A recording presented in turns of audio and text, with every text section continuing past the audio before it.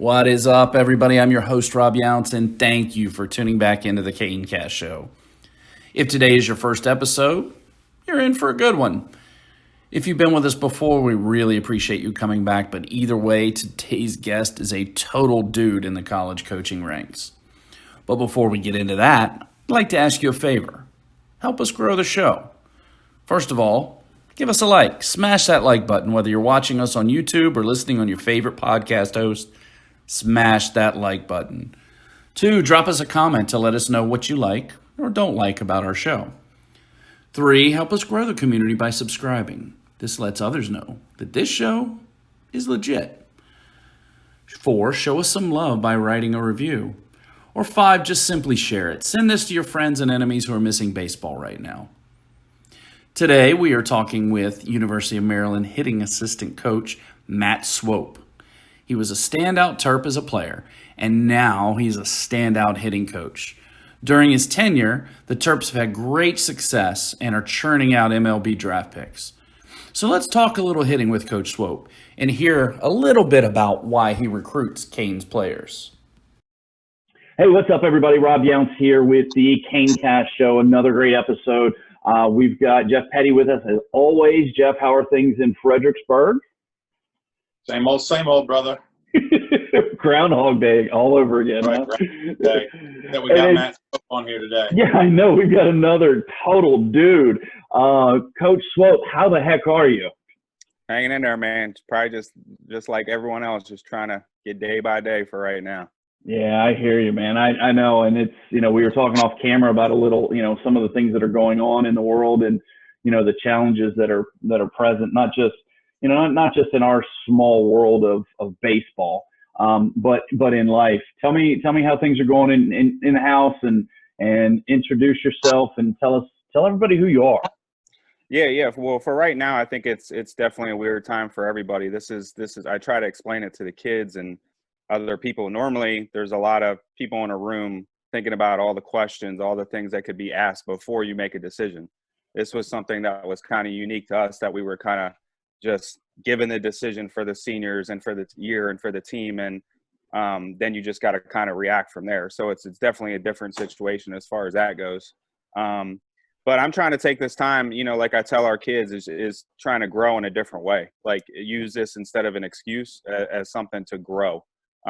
Whether that's professionally, whether that's something I've never done before. And I try to steer the kids that way a little bit, and some of the recruits that we're talking to. So me personally, I'm trying to use this as kind of like an advantage, as more of just kind of something to complain about or use as a crutch. So Right. We've challenged our guys with that. We've tried to keep in contact with them individually based off that, whether it's the workout plans or personal development. We're kind of just trying to cater to who they are. A kid could be in upstate New York and, he can go out on the field, and we got a kid that's in New York City that can't get out of his apartment. So Right. we're trying to do the best we can to cater to each individual guy right now. Yeah, absolutely. And you guys were, for those of you that don't know Coach Swope, he's at University of Maryland. He's an alum. He's back coaching at his alma mater. He was director of ops for 5 years, I think it was. And Yep. Now you're the one of the assistant coaches, recruiting coordinators and hitting coach, and, a lot of responsibilities there. And you got a lot of guys, and you guys were having a great season, up to this point. It looked like, kind of on a roll there. You had some guys really swinging it. Tell everybody a little bit about the team this year and how you guys were doing.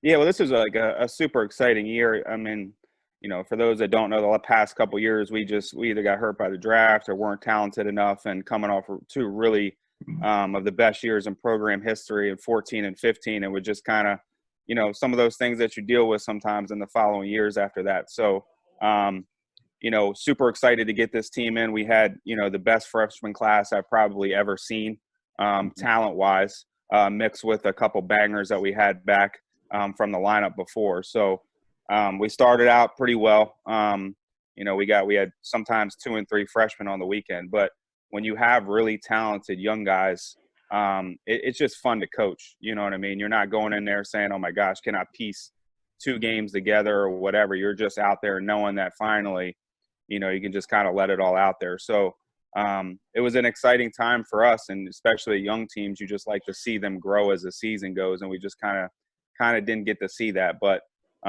again, taking a step back, we're trying to just focus now on the future, focus on the team.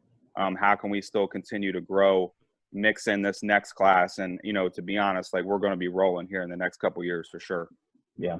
The neat thing about baseball that I've always found, and getting kind of philosophical, is that, baseball players that are successful take the approach that you're talking about of, what, I can't control what's going on right now. I can only control me. You're in a growth mindset. I want to do something better, differently, acquire a new skill. How are your players adapting to that? How are your players, what are some of the things that they're doing? Because I've always found that pretty interesting.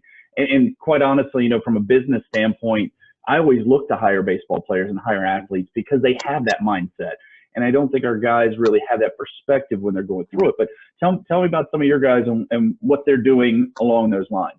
Well, you just said it right there. It's my favorite word this time, is perspective, right? Like, everything, young people especially tend to lack that perspective. So it's my job to kind of bring it full circle. And unfortunately, I've been through, my brother died in high school. My sister died of cancer. I've been through a lot of personal issues in my life, but I can use this, with kids and with players, and kind of shape it all into something where it's a positive thing, So it's not like pity me. It's like, okay, how can we gain some perspective on the situation and move forward from it? Right. So I think every kid's differently. You'll have your introverted kids, you'll have your guys that are a little bit emotional, but you have to find out who each of them are, address them, and go forward. And you know what, right now I'm doing that, whether it's these talks on Zoom, on the phone, everybody's different. Some people are different learners, some different people are different communicators. But you hit the nail on the head. It's all about perspective. So you try to shape that perspective for what it is, and then move forward in a positive manner. Yeah. Yeah, Jeff and I talk about that all the time, about the perspective, because, especially, young kids, they're not, they're very into the moment. This is all I know right now, and trying to broaden that and getting them to get out to 5,000 feet where they can have a little perspective. It is a challenge, and learning and getting that trust and developing those kids into men. And, whether it's somebody from our program, like a Randy Bednar, who's been with you guys for a while, or Tyler Blom, or Ellie Zollner, or Schreff, for example. It's neat to see how, we kind of pass that on, and then how you guys keep growing and still staying in touch with them and having those conversations. How do you and Coach Vaughn, I know there's getting that relationship, but, really in the whole scheme of things with these freshmen, you've had a really short time to have that impact. Typically going through the season is something that, strengthens that bond. How are you continuing all of that, outside of the phone calls and stuff like that? Are you guys giving them assignments or recommending things for them to do? How's that going? What does that look like for a college athlete right now? Well, I think, to back up a little bit, I think a lot of that comes from the recruiting. I think we do a really good job of years in advance, having our guys on group texts, not necessarily with the coaches, but with their own, with their own players, and having continued education per se, when guys are still coming into our camps and paying for them. So we're trying to build that culture years out. It's not just something that, hey, when they get here, we have to teach them all then. We try to do a lot of things on the front end that by the time they get here, the vocabulary, the vernacular, a lot of these things, they basically know what they're getting themselves into with us and their teammates. So I can say that definitely cuts down the learning curve for our new guys, because, as you guys know, the biggest problem in college baseball is the time issue. Here I am, we're trying to design programs, we're trying to get guys better, and I have 8 hours in an individual period and 20 hours during a practice period. And then, everybody's watching you to make sure you don't go over that. So you're right. That's always going to be the biggest challenge, whether I have a full fall season, full spring season, is time. That's number one always. So I think it's just tough. I will say the one benefit to this is it's almost like a rewind. You almost get it back, So, like I said, you just have to individualize it right now, and push and prod. And, you know, maybe this is a time where I'm like, wow, okay, I really didn't expect that from this player, but, you know, let me see if he can handle this as far as an assignment. We have done some Zoom calls, and we've always done really good on the classroom type stuff before, whether it's a movie like Warrior or a book. But this is just an interesting time because they're still doing school. So it's like, you know, they're already doing online school. So do you really want to pigeonhole them into like when they're done to get back on the computer and have them lock into something that's kind of like, So, I mean, we understand that too. So I think it's new for everybody, man. And no ideas off the table. Everything's good and everything's stupid. So, you know, so I think it's a good time, but it's just, we're all in this position where we play a game on Wednesday, flew to TCU, and then we're flying right back. There was no mental preparation from anybody across the board, and, you know, and that just not even sports, you know, so. Yeah, absolutely. So Jeff, you've known Coach Swope and Coach Vaughn there for a while. You know, we've had some great success, you know, with some of our players that have moved on to Maryland. You know, what can you offer as far as Coach Swope here? I mean, you guys have a pretty good relationship. You know, tell us a little bit about your perception of Coach Swope and the job he does with his guys. Yeah, I mean, he's a relationship guy. I mean, we kind of hit it off from day one. Just cares about relationships, and that is with us, you know, other coaches in our industry. You know, he cares about the relationship. It's not all about the recruiting of the player and what can you do for me, and that's important. I think that's cool. We've worked some camps together and had some fun, and that's always fun when you get to get on the field a little bit and work together a little bit, and then you have that bond as well, and it's not just the recruitment of the player, but there's trust in place.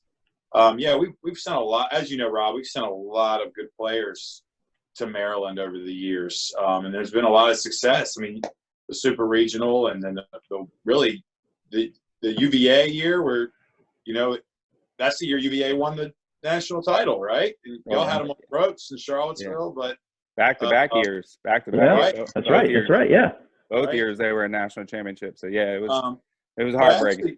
It's hard to bring that up.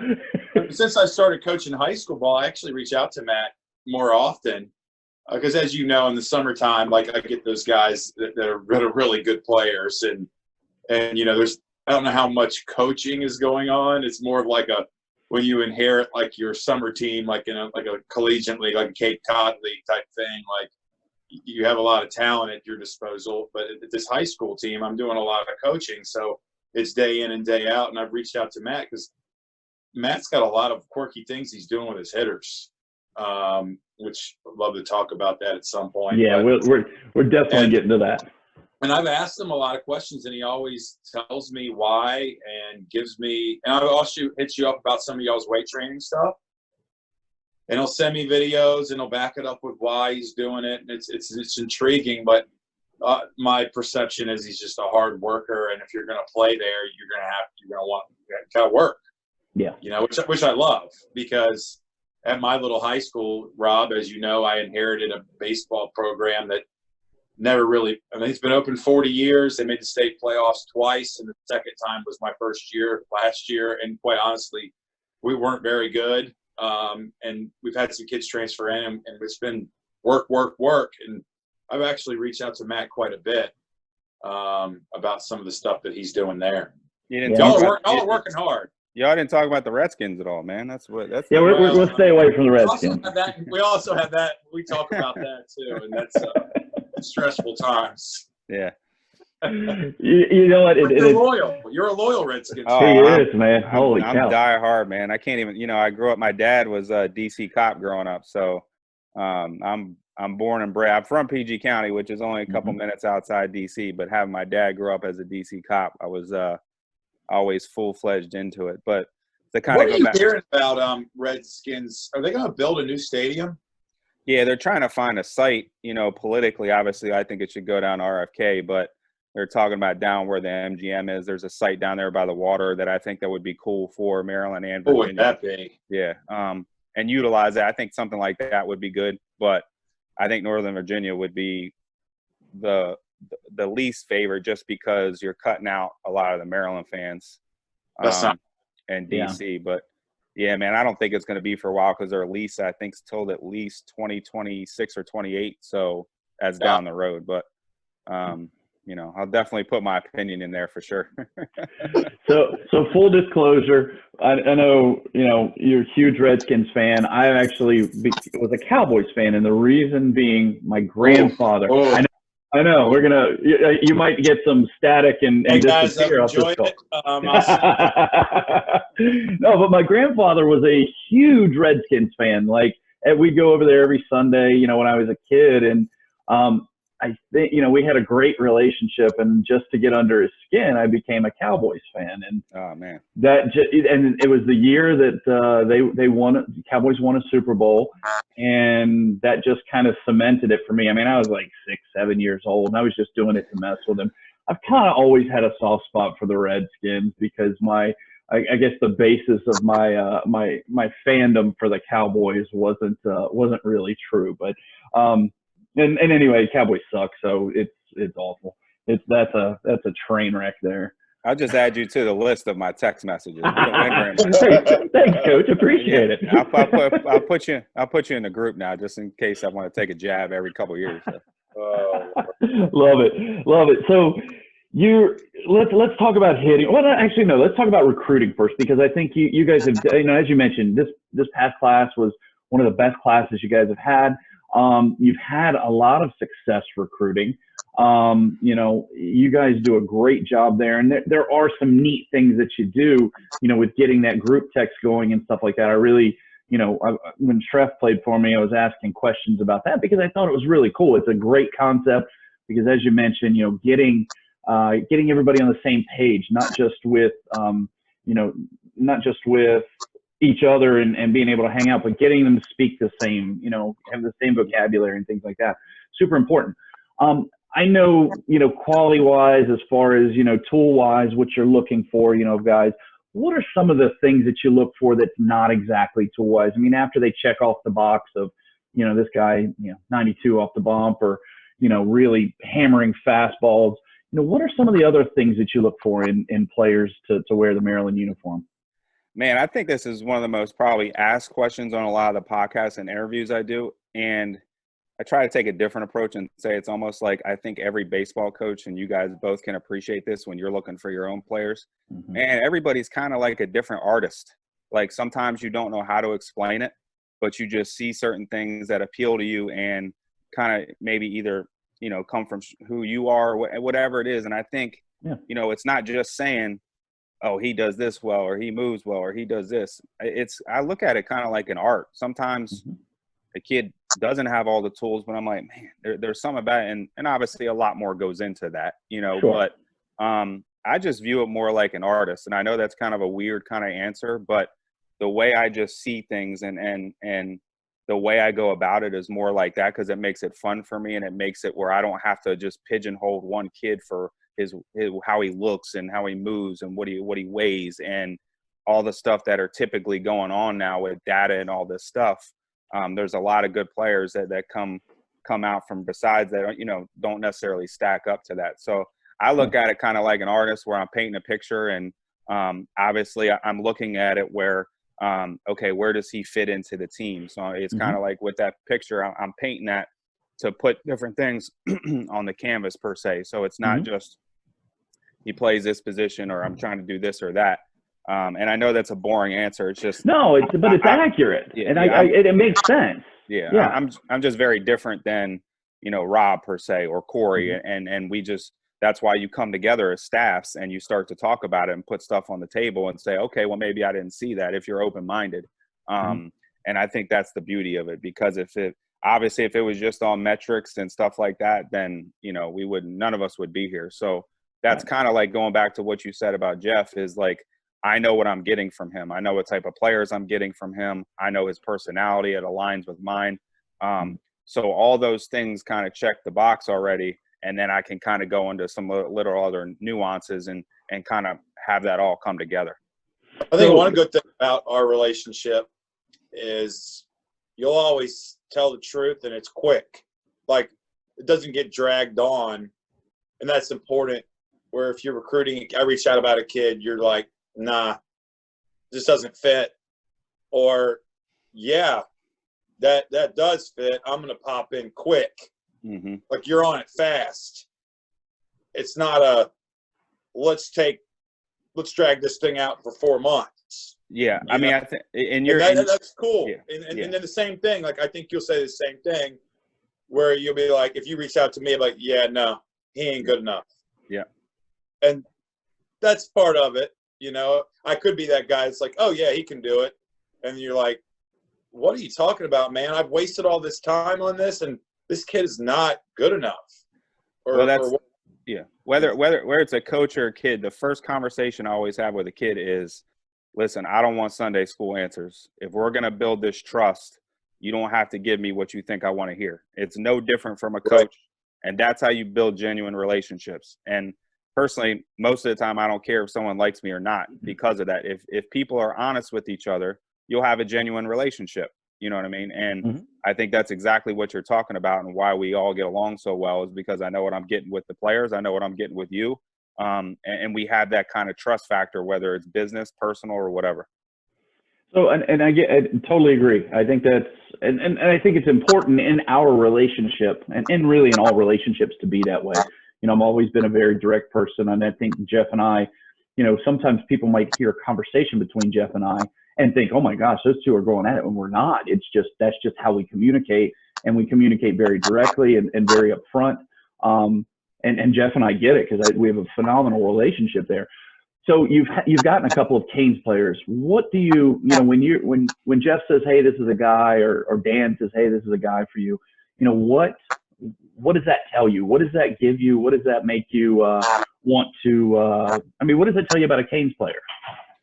Very, very simple. Like they want to compete and win. That's it. It starts and stops there. Like, you know, when we're, even as a staff playing basketball, we're coming to blows sometimes. And, you know, these tough conversations that you guys are having, we're having, you know, daily in the office, and it comes off the same way. So it starts and stops with wanting to be competitive and win. And there's no other words. It doesn't need to go any farther than that. If at any point any guy doesn't align with that with us, then we'll have a mutual understanding, because you know, that's why I'm in it. I'm a competitive nature person from the day I was born, into ping pong and Scrabble and anything else you want to talk about. And I think you're the average of the 5 people you hang out with, or 3 people, or 7 or 10, and that kind of shapes who you are. And you know, fortunate enough for our staff, like, we're all ultra competitive and want to win. And I think that's the bottom line. That's what you're getting with Canes kids. They're always competing at the highest level.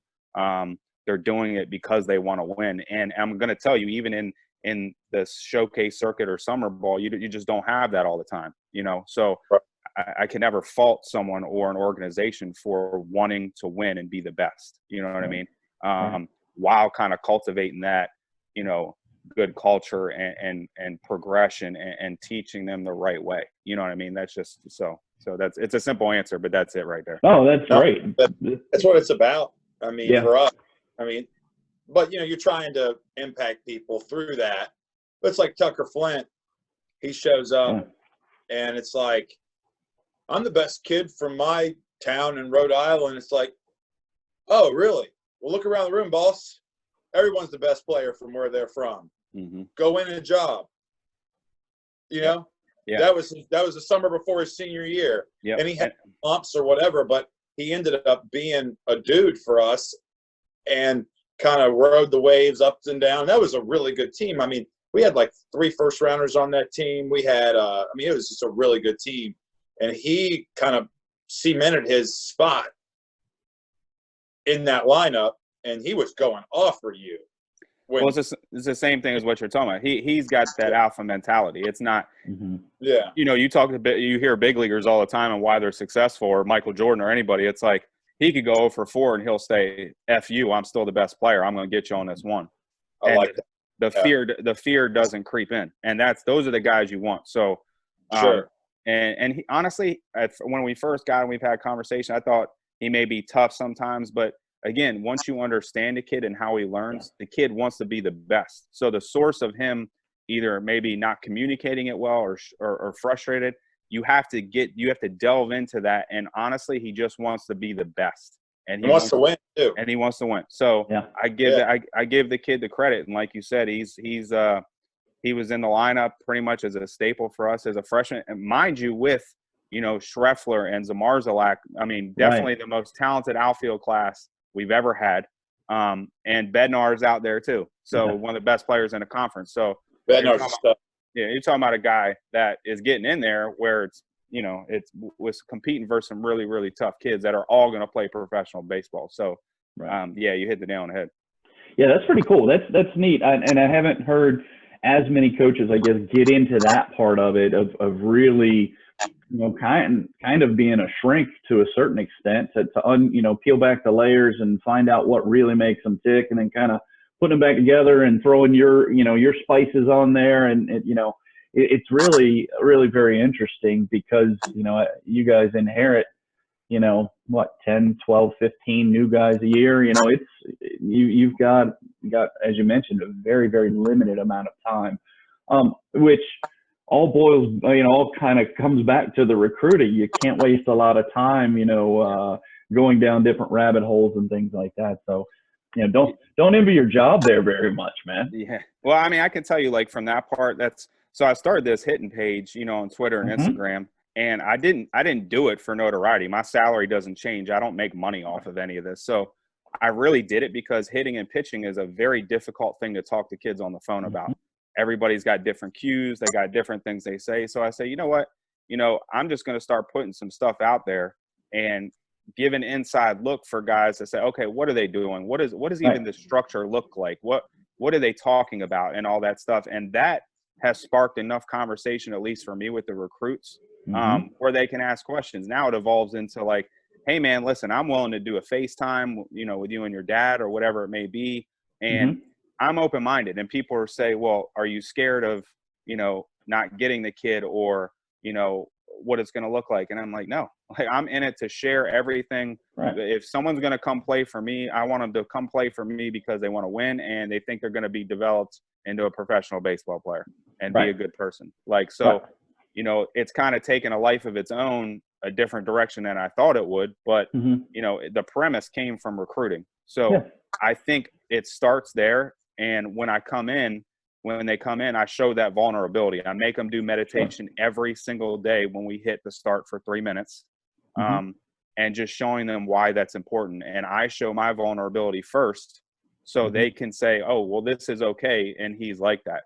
Doesn't mean I won't want to come punch you in the mouth when the game starts. That doesn't mean that at all. Right. And trying to show an 18-year-old kid that's okay. And you can be that competitive. You can be both.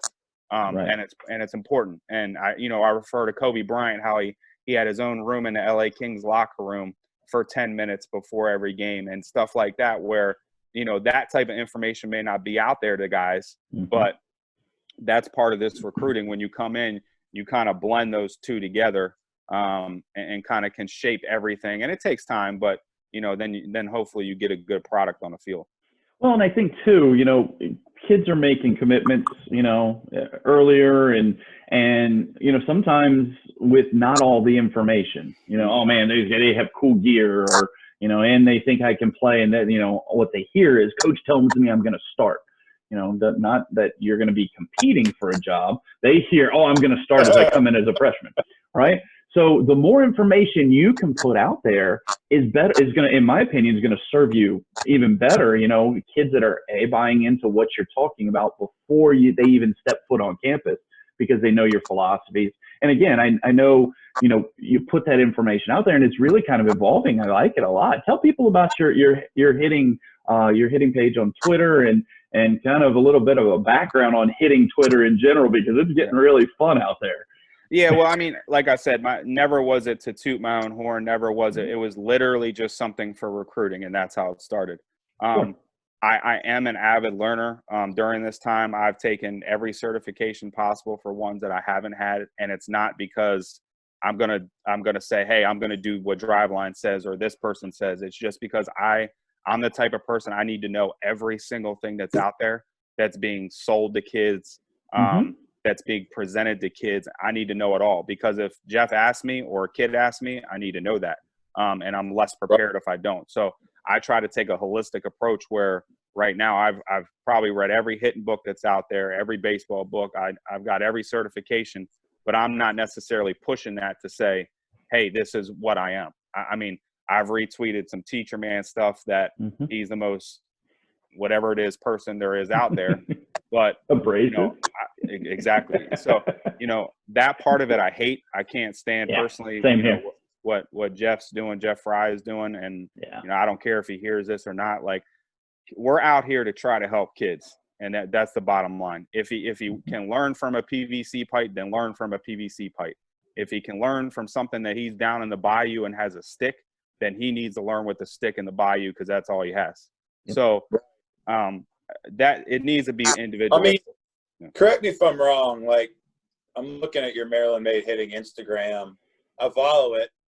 I like almost everything you put out. But August 7th is when this was born, so it hasn't even been born a year. You've got 1,200 followers. It's only been a year. Not even a year. Not even close to a year, really. We've got I see a lot of the drills and stuff. Like, again, correct me if I'm wrong. I've never even asked you this before, but like a lot of the stuff you do, is it kind of tailored to the kid based off of trying to get the most out of that kid? Maybe not every kid is doing the same thing. Is that right? Yeah. So I take a lot of pride. Answer, but I'm going to guess that my answer is yes. Yeah, I take a lot of pride in this, and what I mean by that is what's important is a kid comes in, right? All of a sudden people say, well, what do you do as soon as he comes in the fall? Well, I just watch for 3 weeks. I watch. I mean, figure out who he is. Who am I to say that he's been the best player on his team, or probably one of the best for 15 years since he was 3 or 4 years old? And I'm just going to say, start doing this and this. There's no quicker way to lose a kid and mess him up than to do that. So the first 3 weeks to a month, I watch. Now, I will put him through a bunch of, this is like my assessment time. And I don't mean assessments by bat speed and crap like that. I just simply mean I'm putting them through different constraints, different movement profiles, outside, whatever it is that we're doing. I'm just watching, and I'm gathering it internally. Once we do that for about a month, or if a kid is failing before that, and comes in and says, Coach, I'm struggling, then I'll step in, because, you got to give them something. But we design individual programs for every single one of our hitters. They're all different. So they will come in with the cage for me first. They'll have So awesome. we'll do 2 to 3 exercises, and then we'll get into what we're doing outside for the day. So for me, that's the internal kind of cue. Like, what can we work on? I'm doing this as a progressive thing, and I switched it every 3 weeks. So by the time they get to Christmas, they've done 10 to 12 exercises very specific to them. They know exactly why they're doing it. They know why I'm diagnosing certain things. We're on the same page. If I have to show them video, if I need to show them something so they understand it, that's the key. They have to know why I'm doing it. So by the time they get home for Christmas, I can't watch them for a month, but they have a really good idea of what they're good at and some things they need to improve on.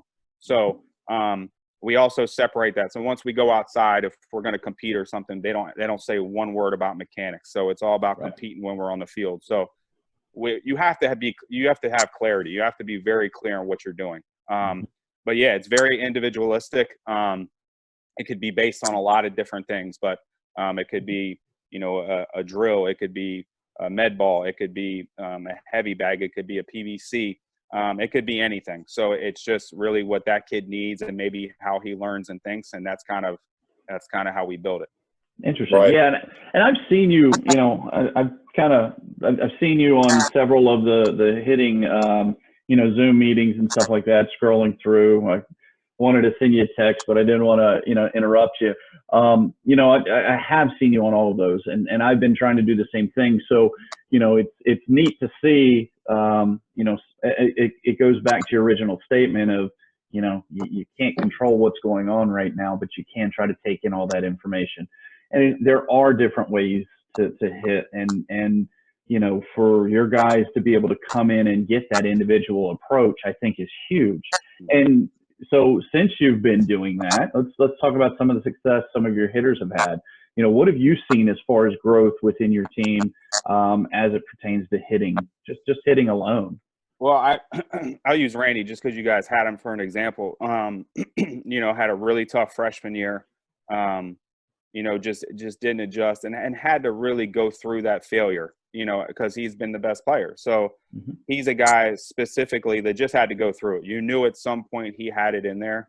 He's just going to struggle. There's maybe a few freshmen in the country that make an impact every year. That's just the way it is. And a guy that's going to get 200 at bats at the highest level, most of the time is going to struggle. And, his father is very tough, and, they have a relationship where, he'll go 0 for 4, but they'll be in the backyard and he'll be 15 feet away throwing 90 miles an hour. Well, that's great and all because we know Randy Bednar has bat speed, but his engine was too built up, right? So his shoulder, his hip, everything was too fast. And yeah, he could hit a fastball that was middle in, but that's not the way it works here. You got guys then seeing that, the first thing a pitching coach sees, and he's throwing a slider away.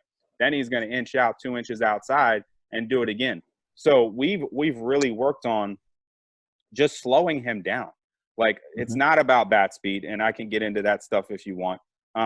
It's about, having direction and force within the zone, towards the pitcher. We're not trying to hit the ball to third base and foul. You know what I mean? So his bat speed has actually come down about 8 or 9 miles an hour over the past couple years, where now he's in control of his body.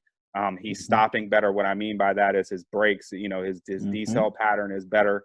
And now he's one of the best hitters in the country. You know what I mean? So, that coupled with the zone discipline, I'm extremely, anybody that knows me, I am a psycho about zone discipline and pitch selection. I give the kids a report card every single game. We don't have TrackMan, so I go back and watch every pitch of every game. I give them a report card the next day. It has nothing to do with results. Nothing. Only thing it does is, did you swing at the strikes you should have, and did you swing at balls? That's it. And I love that. Yeah, and we start from there. Like, you want to talk about your mechanics, but what'd you do on an 0-1 fastball down the middle?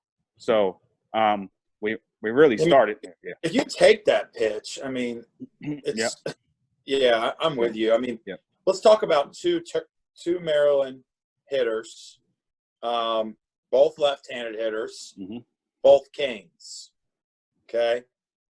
One is Bednar, who, as you said, so twitched up, so athletic. He was a guy that a lot of pro scouts were on in high school because of how twitched up he was. Yep. Not really in control of his body, as you would say. Then let's talk about Brandon Lau, who's kind of the opposite of that in high school. Not on any pro radars. Plate discipline, not a lot of bat speed as far as Bednar we're talking. In the sense that Brandon has the bat speed, but he has so much control of his body and has that discipline at the plate and makes contact at the plate, not trying to jab and go get balls, chase balls. I mean, the two are just exact. I mean, you've coached Bednar into being more like Lau, but maybe talk about that a little bit. Like, So when you're talking, Brandon was such a good hitter, but wasn't this big, strong kid. He's strong now. I watched your podcast with him, Younts. How he put on all that weight. And that, but the swing was always there, right? Like you get I think when you're talking about, from my point, when I told you about being an artist before, I'm looking at quickness and efficiency. If the guy has 63 miles an hour bat speed, I don't care. If that guy is always finding the barrel, his swing is quick, okay, it's going to build up when I get him in the weight room. It's going to build up over time. And you know what? Even if he has 64 mile an hour bat speed as a senior in college and hits 320 with and drives the baseball, then you're going to have a spot for him in the lineup. You know what I mean? So for me, he's always been super efficient. Now, that separates, again, when we're talking about pro players, major league players, is the zone. Lamont Wade was the same way. Lamont Wade, another Kane, did not swing at balls. Period. He did not swing at balls, and his numbers weren't good the first 2 years, but he always had the highest hard contact ratio, which means for the gurus out there, for the weighted on base was probably much higher than his actual numbers. Right. So you knew he was probably going to get there, and then exploded his junior year. But that's why he's in the big leagues, because he don't swing at balls. And the same thing as Brandon. Then once you get up, Yeah, I mean, another kid that was a Maryland commit who didn't make it to school, Troy Stokes. Right-handed. I mean, that kid didn't swing at a lot of bad pitches either. Yeah, and I don't know what his pro career was like, and that's a separate argument for what college could do to develop players and would they have a better chance. But yeah, I think today coaches look at bat speed, and I'm an advocate I'm against bat speed. I don't think kids should be trained on it. There's a primary and secondary mover, and just because something is super fast doesn't mean it's going to be controlled with something coming at you at 90 miles an hour. So I'm much more inclined to talk about bat quickness and efficiency and how quick does he get to the ball as I am some bat speed it can be created by his elbow up or a leg kick or a long move. Driving a shoulder in, yeah. Something like that. That just, we all know, we all have a conversation. I'll watch a kid and say, nah, that ain't gonna work. You know what I mean? But yet it's being put out there everywhere. Like, he's on a bat speed program. He's got this bat speed, and it's like, okay, well, that doesn't really matter because that's not going to play. You just because guys hit balls hard, that doesn't mean that their bat speed matches that. So there's so much more that goes into that. And I try to really explain that to the guys now is like what they've been taught to chase with launch angle and exit velocity. That doesn't matter. There's no such thing as a launch angle swing. Exit velocity is they're all results. So if someone can't explain to me biomechanically or physically what that means, then it doesn't matter.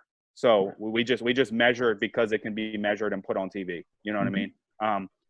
We all know that we want to hit the ball hard. We all like home runs. We're not disputing that. We've all been talking about this for 40 years. But I think the way it's being explained and peddled out is doing our younger hitters a disservice, and it takes longer to kind of get them out of that. Yeah, I totally agree. That's very, very well put. When you're talking with your recruits now, you mentioned the data, you mentioned things like that, quickness. What kind of tools are you guys using to measure that? I mean, are you guys using blast motion? You guys using, Rapsodo, anything like that? What are you guys using technology-wise? Yeah, well, I was super I mean, the one thing coming from a blue-collar program is we don't really have the facilities that, I'm not going to lie. If we had some of the facilities that are on, the East Coast, we wouldn't lose out to anybody, just because the way we recruit and whatever, and we're about to keep building this juggernaut. But I'm thankful that I had to literally go into the weight room and find a fat grip that goes on, a weight and try to bring that in for a kid that had, top hand issues. Like, I've tried and done everything because I didn't have any tools, Absolutely. Just in this past year.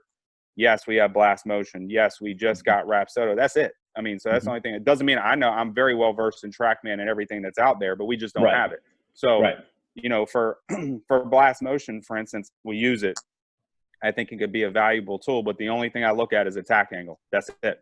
I look at attack angle and time to contact. That's it. I don't care about his bat speed. I don't care about all the things that they measure because everybody's different. I think with Hawkeye that's going to come out at the major league level, it's going to replace TrackMan a lot. It's going to start talking about swing patterns.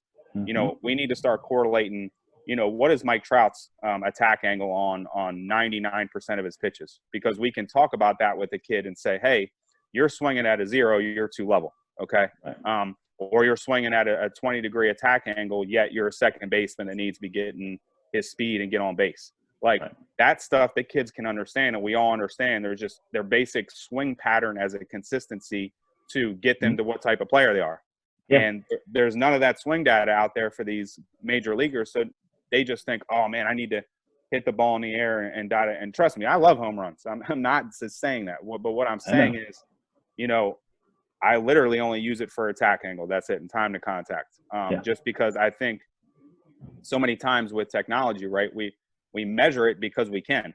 Doesn't mean we measure it because it means anything. So we measure everything because we can. So, but how is it your two jobs are, how is it going to be applied within this small window for this kid to make sense to then go perform it on the field? So, I think there's definitely some good things to it, and hopefully the technology will keep evolving and getting better.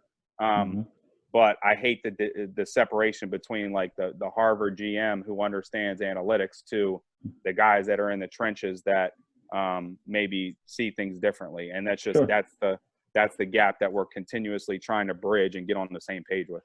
Well, and that's I guess the oxymoron in all of this is that there's so much data, but it's all just being pushed out in one direction. It's not being interpreted to help the kids the right way, in my opinion. I mean, again, getting back to the individuality of the hitters, you could, as you're talking about, being able to push that down and saying, hey, you're a little bit more of a speed guy. We don't want to be flipping fly balls to the center fielder.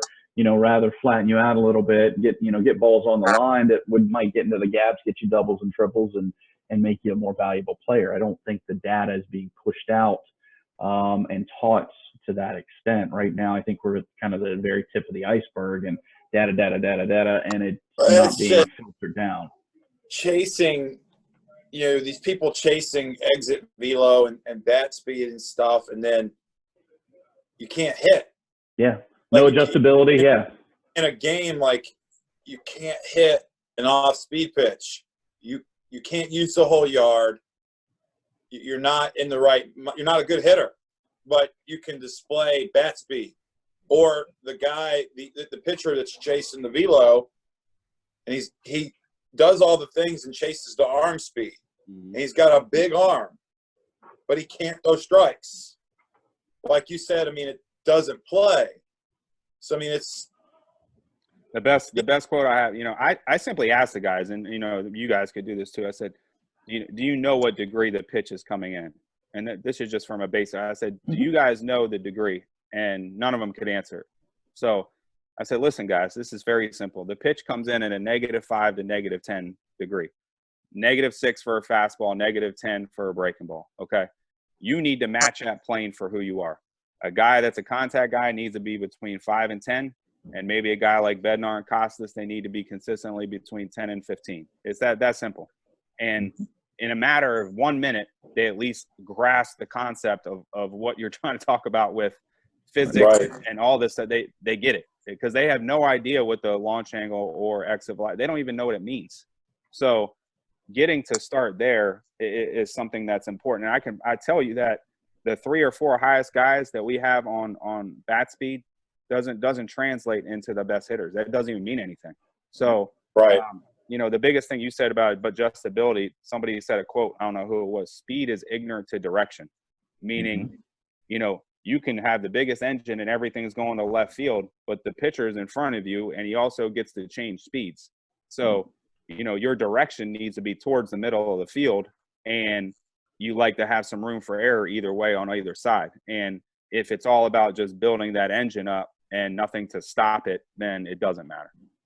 Very, very well put and very interesting, because like even when I talked to Brandon, to Bilal the other day, he mentioned, and it's funny because he's been away from you for a while, but he was talking about efficiencies and things like that, and his swing and his load, and just how he was trying to, ever since high school, he's been talking, trying to figure out how to be more efficient in his load and his load and his unload.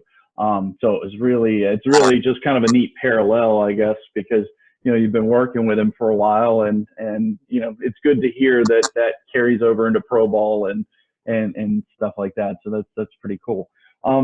What else? What do you? All right, so that's baseball. What do you do off the field? What else? Tell everybody a little bit more about you, and tell us about what you got going on at home, and give us a little bit of insight. We know through hitting through your Twitter account and Instagram account a little bit about you professionally. Tell everybody about you personally. Well, I'm about, the most Maryland made, born and bred. That's kind of why I made the title. I'm the biggest homer alive. I can readily admit that. I grew up in PG County. I went to DeMatha High School. So that in itself is almost I'm just as prideful about that, and still very connected there. So I pretty much spent my entire life on Route 1. DeMatha Catholic High School's on Route 1. Maryland's on Route 1. I grew up going to games. Both of my parents went to Maryland. They were married in the chapel at Maryland.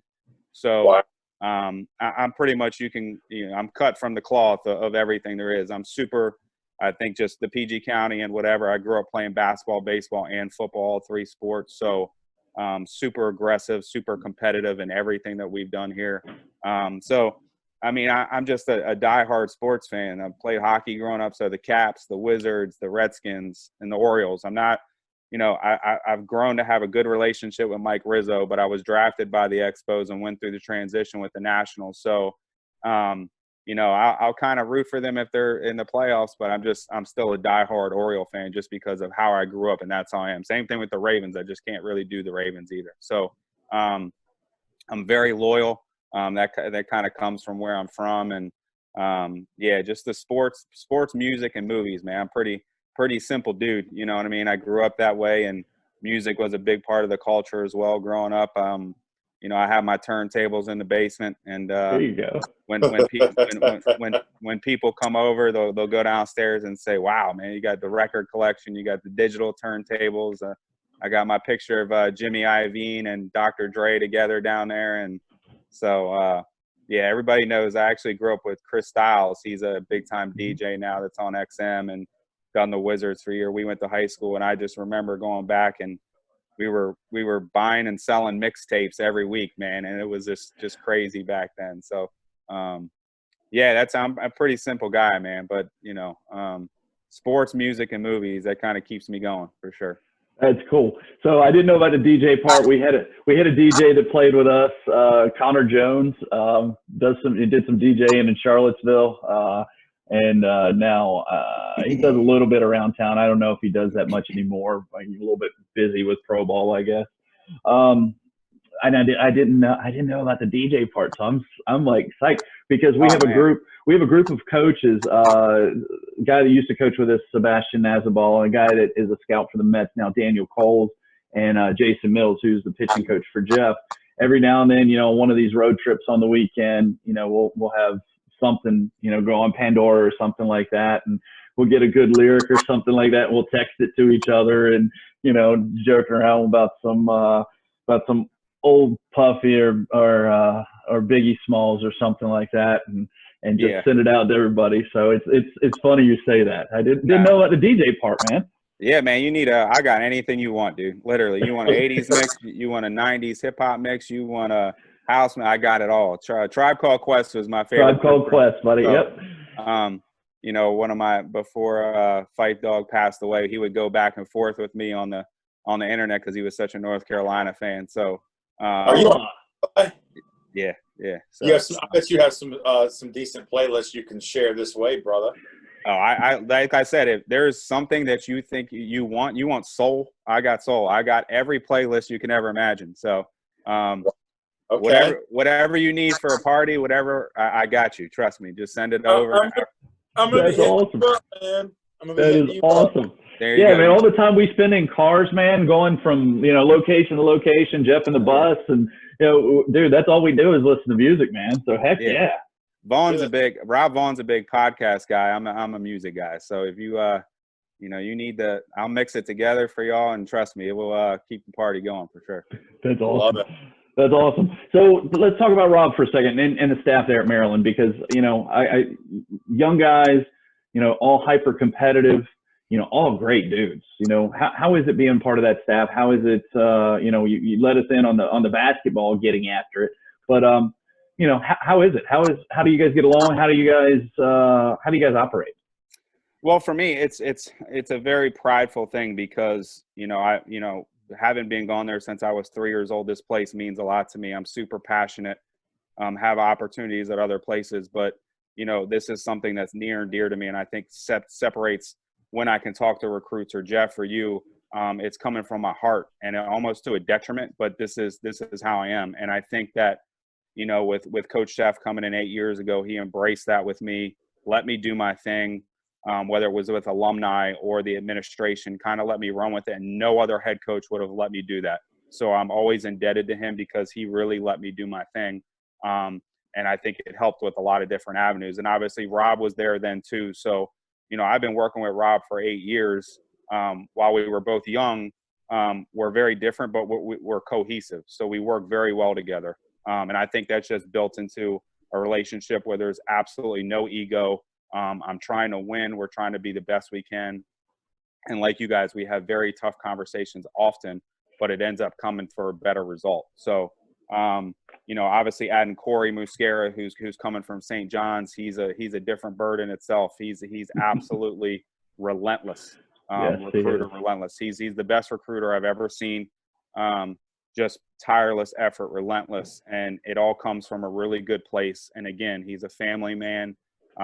Everything stems from being a good person and all that stuff, but he's got that competitive nature. Played basketball in high school, really likes to we're just all competitive. So, and then Anthony Papio, who's our volunteer, is personally, I think, one of the most up and coming talents from a coaching standpoint in the country. He could be anywhere right now and coach and be really good. So, and he's chosen to stay multiple years because, like me, he's an alumni and cares a lot. So I think when you mix, the competitive nature, the well-rounded growth mindset, meaning not just wanting to win on the field, but, you're trying to holistically be better as a whole. And I think we all do that with each other.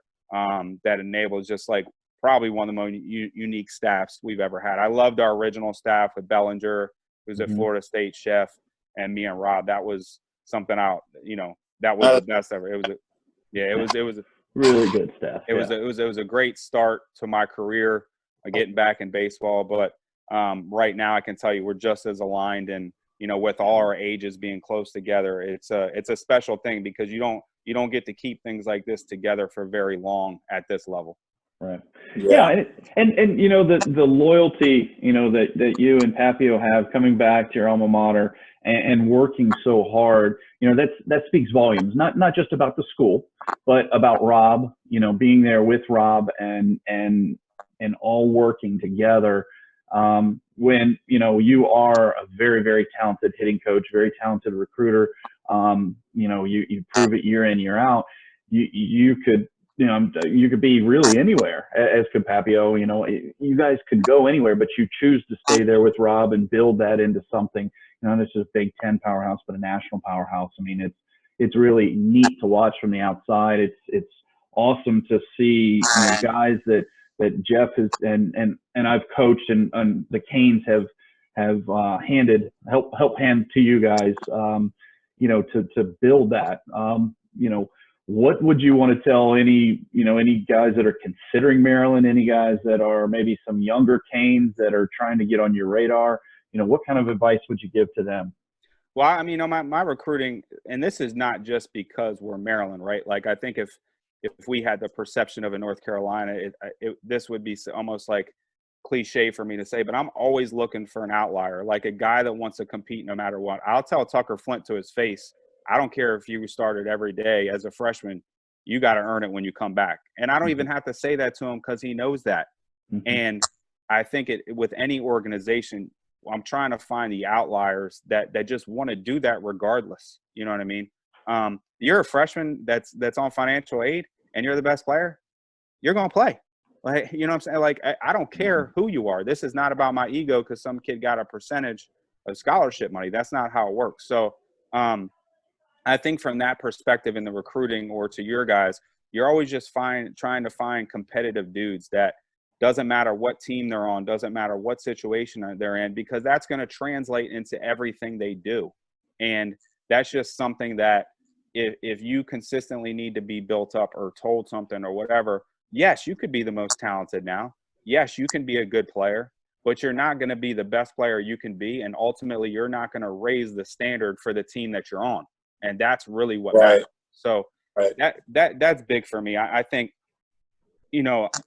the reason why I'm so passionate about Maryland is because I view it like a TCU. I view it like the UVA. I saw UVA, man. I played there when that stadium was worse than ours. I view it like all these places, and I've seen what it can become. And instead of just – sometimes it's great. Yeah, you want to just have the keys to the car and you just want to turn it on and roll, right? But that's not how my personality is, and I'm certainly at an age where – I'm in it to really build this thing. So I want to see this thing become TCU, and I really believe it can. The East Coast, I will put up our players versus anybody in the country. There's no reason why we can't make this into a juggernaut, and that's where my mind is. I tell people all the time, nobody knows this. Jim Schlossnagle, I was a sophomore at Maryland, and our head coach got fired. And Jim Schlossnagle is from Maryland.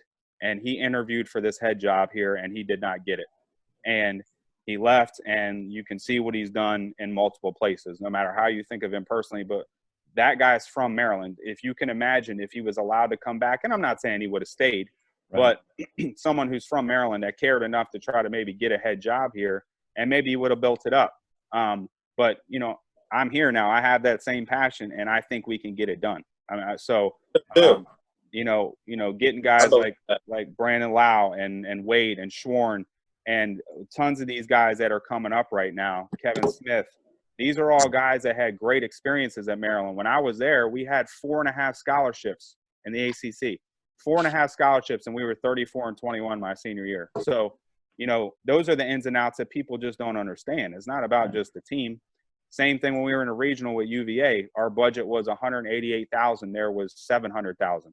So we're talking about the littlest of nuances that matters, and it's my job to bring awareness to this to recruits and to alumni and be transparent to what could be happening. And I really truly believe, without just talking smack, that, you know, we're going to be a juggernaut where we're competing for national championships every year. This isn't going to be something where it's going to be in and out. Yeah. Yeah, I agree. I mean, the staff there you guys got is phenomenal. You know, I know I speak for Jeff. We think the world of you guys. You guys are awesome. You know, you're always, you know, you guys are taking the type of kids that we want, you know, and we always talk about development. We talk about winning. You know, the world treats winners differently. That's just how it is. It's, you know, you win, you're treated better. So, you know, building that, you know, there is really admirable, and I have no doubt that you guys are going to do it. You guys, you know, again, number 7 class in the country. You know, you're just building on that, getting great guys in. You know, you've got to have, in order to do that, you got to have support at home. You know, how's that going with the? I know you were talking about you settling the kids down for math this morning. Tell us a little bit about home life and the support you get there, because I know you're very close to your family.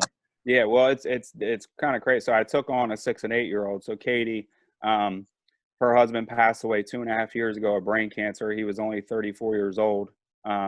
So my sister died in her 30s as well. My mom's currently battling the same type of cancer. So we actually, is a funny story, we actually came back together through some cancer fundraising. We knew the same people. She used to cheer for the Redskins like 10 or 15 years ago. So we ended up knowing some of the same people. And honestly, just that's how we kind of met. And I've taken on the 2 kids, and we have a really good relationship. And I think she understands, and this helps with the perspective piece I was talking about. Like, hey, this is a lot of hours. And yes, dealing with a coach is completely different than any woman can ever imagine until they're actually in it. But I think having the perspective on what she's been through and what I've been through allows us to mesh together. So I'm super thankful for that.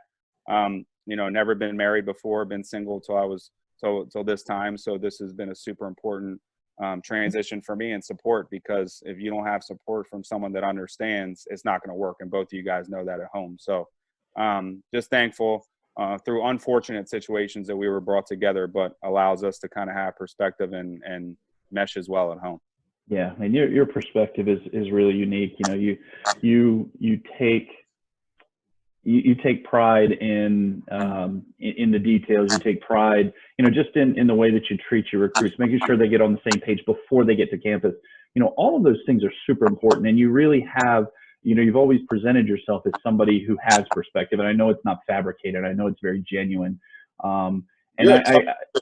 Yeah, you're a tough son of a bitch, man. You're just a tough dude, man. I admire you very much, man.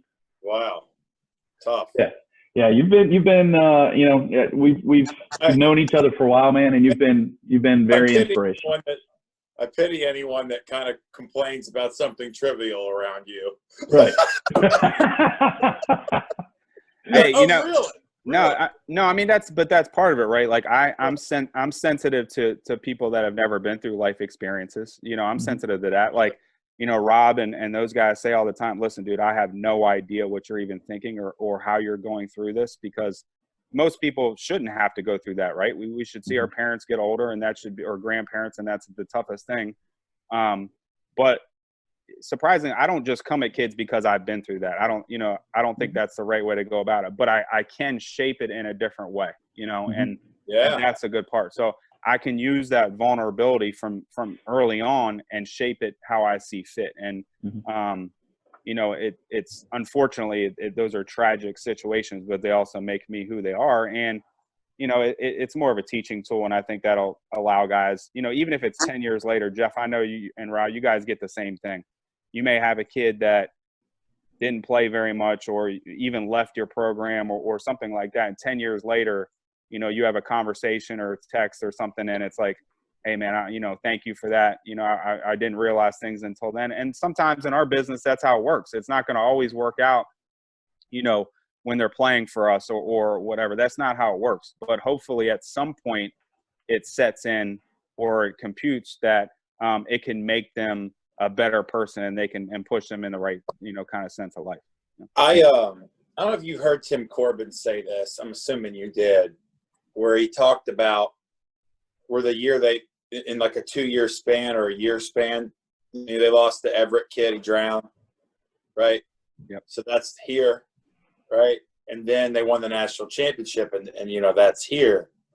And you can't live here and you can't live here. Like, you've got to find a way to be here.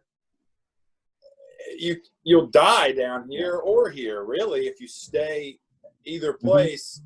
And the fact that you have kind of been on here and here, you've been to the top of the mountain and seen some things that a lot of people haven't seen, can help kids if they'll listen, help your players or people that you're around. You can offer that to get here quicker. I think that you couldn't have said it better. Because from our kids, I don't care what type of kid you are. You could be quiet, but you have to be consistent, and that's exactly what you're talking about. Guys that do this and ride the wave will not make it in this game. They can play somewhere else. They're not going to play at a high level. So you hit the nail. I taught Maxwell Costas, man. He's a very interesting kid. He writes poetry. He's a very deep thinker. He's going to be a writer one day. You would never think that looking at him.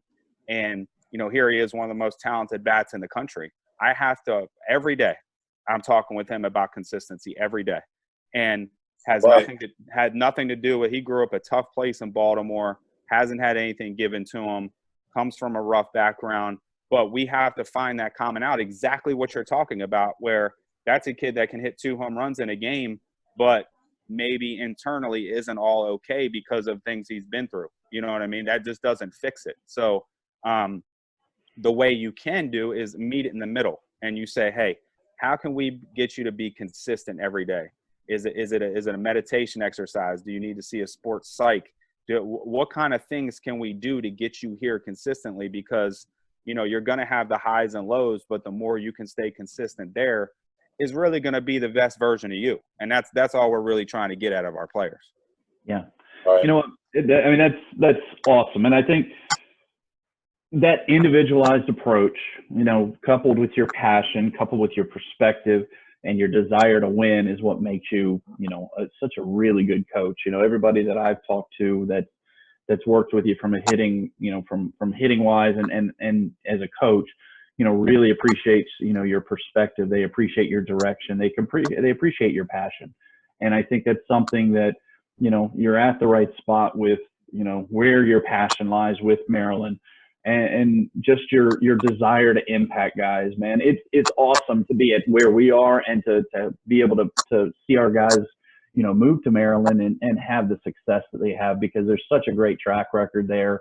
We have such a great relationship with your program and with you and Rob and everybody on staff. I mean, you guys are phenomenal at what you do. We wouldn't trust our guys, any more, any less. I mean, sending them to you guys. You guys are phenomenal at what you do. And, just one parting word, if you would. I mean, we appreciate your time up to this point. What would you tell kids who are trying to get recruited? I mean, I get the passion and the focus and stuff like that, but, you have a lot of kids out there that really don't know what the process is about. They really don't know what, what to look for when they're being recruited, or even how to get recruited. What can you throw at them? What can you suggest that they do to make themselves either more attractive or more educated about the process? Well, first of all, we wouldn't be able to do it without you guys either. I think we're all in it together. We're all intertwined in some way, and we're doing it for the same reasons. And so I thank you guys and for building those relationships and the trust. But to the recruits out there, I'm going to tell you personally, I cannot stand how early this process is. So what I'm going to tell you is just one word: is to stay present. Okay, be present, enjoy the moment, keep working, keep doing your thing, whatever it takes, and just stay in the moment. Don't worry about what social media says. Don't worry about what this guy committed to. Everybody's different, and you just have to.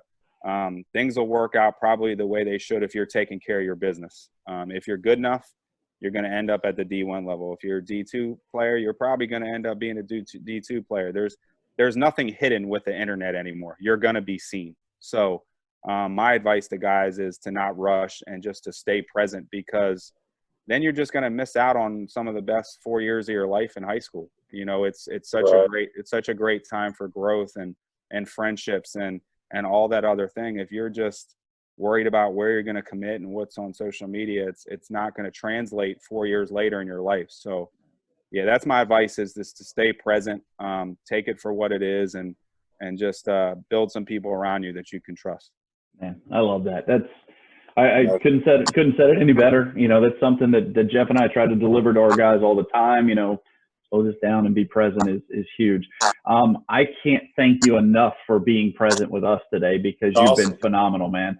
This has been, from start to finish, I've been sitting on the edge of my seat. Your passion comes through, your dedication, your perspective. You're just not only a phenomenal coach in my eyes, but a phenomenal person, and really value your friendship. Really value, the information that you put out, because I love digesting all the information you put out. So put out more, please. Hitters love it. We want to see that.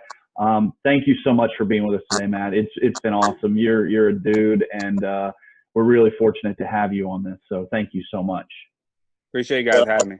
Hey. Thanks, dude. Hey, buddy. Let's And let's do it again soon, buddy. See you. Thank you. take care. Wow, thank you so much for joining us today. Big shout out to Coach Swope for joining us. Give him a follow on social media at MD Made Hitting. That's Maryland Made Hitting. MD Made Hitting. If you enjoyed this episode, give us a like, comment, subscribe, review, and share. Give us a follow on social media at CaneCast Show. You can reach out to me on all social channels at Rob Younce, or email me directly at robyounce@gmail.com. You can find and follow Jeff Petty on all social media channels at WJeffPetty. We welcome your feedback as we look to improve the show every single time out. So until the next episode, stay safe, wash your hands, and keep praying for summer baseball.